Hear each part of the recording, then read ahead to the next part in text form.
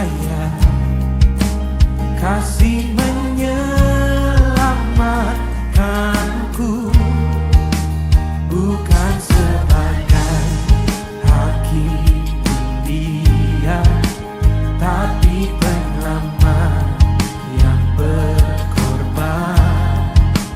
Untuk diriku kau tebusku, kasih menyelamatkanku.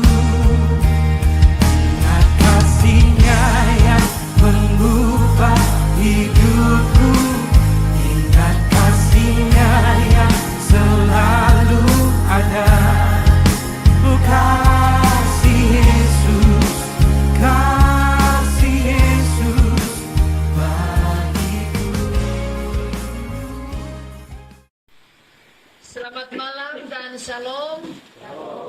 Apa kabar teman-teman pemuda? Ada yang galau-galau ini? Yang duluan kata Ipal, galau dia berarti. Iya, biar cuaca hujan, kita tetap cinta Yesus. Biar hati galau-galau, kita tetap cinta Yesus. Amin. Puji Tuhan, Allah tetap memelihara kita semua dengan kasih-Nya yang besar. Dari dua bacaan yang sudah kita baca bersama tadi, apa pesan firman? Ya, teman-teman pemuda yang dikasihi Kristus dan keluarga Koronda Moganti yang diberkati Tuhan, di mana-mana ada kursi atau tempat duduk, ya, seperti kita sementara beribadah ini. Di sekolah, di kampus, ada kursi tempat duduk. Di kantor, di bioskop, di rumah sakit, di mana-mana pasti ada kursi. Di rumah gereja pun juga, tentu kita bisa duduk beribadah dengan tenang karena ada kursi. Akan tetapi, kursi bisa menjadi rebutan. Dalam realitasnya kita mendengar bahkan menyaksikan banyak orang yang memperebutkan kursi. Sebuah bangsa bisa pecah oleh karena memperebutkan kursi. Ternyata kursi tidak hanya berfungsi sebagai tempat duduk, melainkan juga kedudukan. Dan rebutan kursi terjadi di mana-mana. Di partai, di organisasi, di perusahaan, di kantor, bahkan ironisnya bisa terjadi dalam pelayanan gereja. Bermacam-macam motivasi orang untuk memperebutkan kursi. Ada yang ingin ganti pemimpin yang dianggap sudah cukup lama. Ada yang ingin membuat perubahan-perubahan baru. Ada juga yang tidak mau dipimpin tapi mau memimpin. Ada yang punya tujuan positif tapi ada juga yang punya tujuan negatif. Namun tidak dapat dihindarkan di balik ambisi merebut kursi, ada imbalan-imbalan yang didapat di balik kursi itu. Bapak, Ibu, dan teman-teman pemuda yang dikasihi Tuhan, orang ingin kursi. Kalau sudah diperolehnya, ia akan berusaha menduduki kursi itu selama mungkin. Semua ini disebabkan karena orang beranggapan bahwa kursi itu memberikan sejumlah keuntungan baginya. Inilah akar segala keributan di sekitar kursi. Kedudukan dan kekuasaan dijadikan kesempatan untuk menarik keuntungan bagi dirinya sendiri. Ada uang, ada fasilitas, ada wewenang, pengaruh, koneksi dan sebagainya. Kedudukan dipakai untuk menguntungkan diri sendiri atau juga keluarganya. Kedudukan dipakai untuk melayani kepentingannya sendiri. Walaupun ia sendiri berteriak dengan nyaring bahwa ia melayani Tuhan dan kepentingan umum. Menjadi catatan perhatian kita semua di tahun 2024 ini adalah tahun politik, di mana kita akan memilih pemimpin atau pimpinan daerah dan provinsi, dimulai dari presiden, wakil presiden, DPR RI, DPD RI, DPRD provinsi, dan DPRD kabupaten. Direncanakan tanggal 14 Februari. Di postingan orang bilang tanggal 14 Februari orang suka coklat atau suka amplop. Oh, yang lain bilang amplop. Tentu yang pemula tahu itu peserta pemilih yang pemula. Kira-kira ada di kepala ini mana yang mau dipilih? Baru dengar debat kemarin, seru ya, mewakili anak muda. Hati-hati orang bilang, ada uang, ada suara. Istilah sekarang, ada gula, ada semut. Bahasa halusnya, dari ada uang, ada suara. Ada serangan fajar. Kalau zaman sebelumnya kami dikenal dengan istilah serangan fajar. Sekarang ada gula, ada semut. Hati-hati. Atau ada yang terima ya, pura-pura badiam. Kalau dikasih abe, apalagi kalau DP merah berapa lembar. Tinggal mulia, warna apa ini? Warna biru kah, warna merah? Kita akan mencari pemimpin yang tidak hanya berteori dengan mengatasnamakan melayani, tapi benar-benar dalam prakteknya melayani. Ini jadi PR kita bersama. Tidak hanya janji. Bagaimana dengan kepemimpinan Yesus? Selama kurang lebih 3 tahun Yesus mempunyai kedudukan. Tapi kedudukan itu bukan dipakai oleh Yesus hanya untuk menguntungkan dirinya sendiri.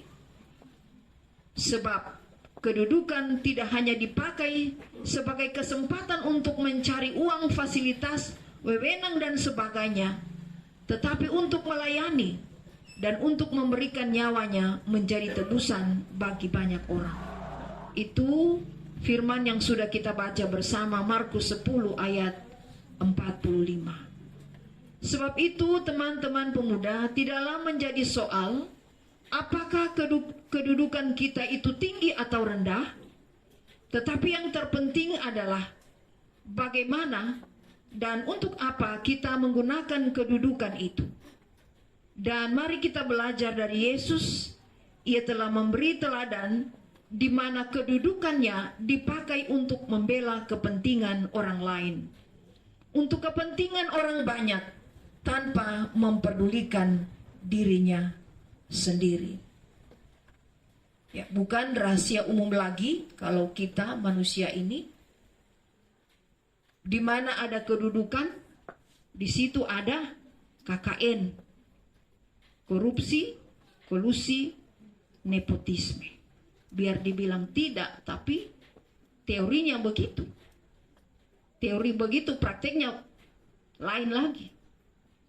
Persekutuan ibadah, Rasul Paulus pun dalam suratnya kepada jemaat di Filipi, bacaan kita yang kedua, menyatakan hendaknya tiap-tiap orang tidak mencari kepentingannya sendiri atau hanya memperhatikan kepentingannya sendiri, tetapi juga harus memperhatikan kepentingan orang lain, sebab Kristus sendiri walaupun dalam rupa Allah tidak menganggap kesetaraan dengan Allah itu sebagai milik yang harus dipertahankan, melainkan telah mengosongkan dirinya dan mengambil rupa seperti seorang hamba dan menjadi sama dengan manusia.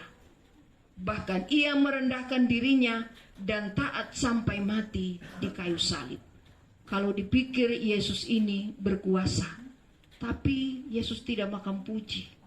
Dia tidak menggunakan kehebatan dan kekuasaannya itu untuk sewenang-wenang terhadap manusia. Tetapi justru dikatakan dia mau merendahkan dirinya. Teman-teman pemuda tahu di luar, mari masuk, masih ada tempat ini.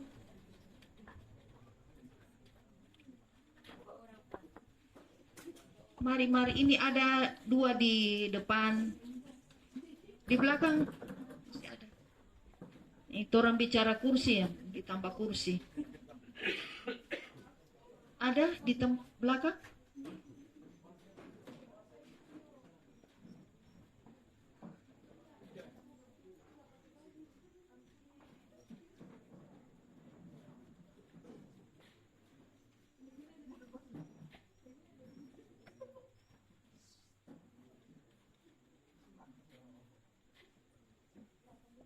Ya, saya lanjut. Yesus punya kedudukan yang tinggi, punya kuasa sebagai anak Allah. Tapi dia tidak meninggikan dirinya yang punya kuasa itu, tapi dia turun dalam kehambaan, menjadi manusia, berkorban, menderita, sampai mati di kayu salib, demi untuk menebus dosa-dosa kita manusia. Sungguh luar biasa sikap kerelaan yang ditunjukkan oleh Yesus. Ia rendah hati mau turun dari kursi pemimpin menjadi hamba yang menderita demi kepentingan orang banyak supaya kita tidak binasa. Kalau orang pemimpin ke depan seperti itu, orang senang sekali. Paling kalau periode ke depan orang masih mau pilih lagi orang seperti begitu. Tapi kira-kira orang pehayalan itu ada tidak? Semoga ke depan memberi pemimpin-pemimpin yang mau berkorban untuk kepentingan orang banyak. Kalau mau ditanya, adakah bos pemimpin yang mau turun jadi bawahan? Ini relatif. Ada yang mau, ada yang tidak, tergantung kepentingannya.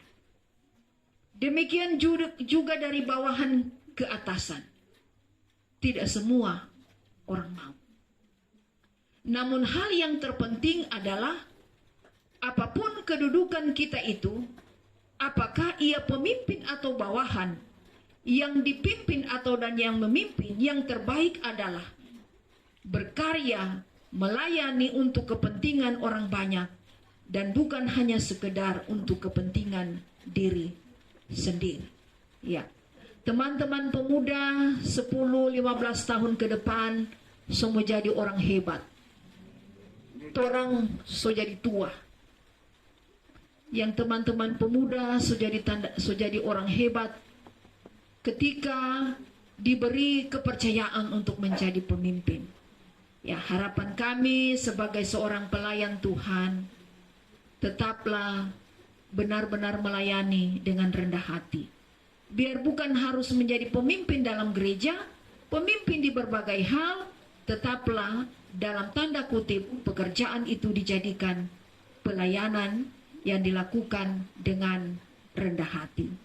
Yesus telah memberi contoh teladan untuk melakukan segala sesuatu dengan rendah hati dan tulus dalam melayani.